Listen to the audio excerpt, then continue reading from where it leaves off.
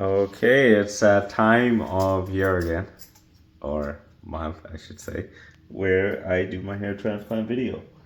I have still been just consistently shaving the head. I think it looks a little cleaner on me.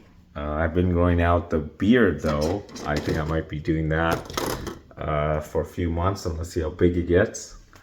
But yeah, what are you guys thinking? I just ran the little electric shaver through my head right now. This is what it's looking like. Feb 1st, 2026. It's going to be 13 years since I got my first operation. Can you believe that? 13 years I've been doing this now. Yeah, but this is it right here. What do you guys think?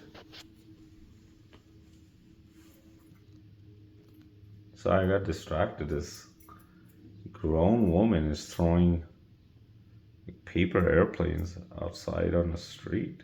Like, I feel she's just a little too old to be throwing paper airplanes. I don't know what she's doing. Really random.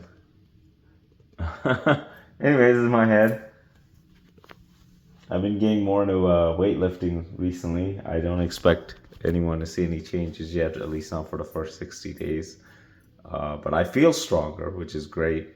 And it really is a very therapeutic, relaxing thing to do.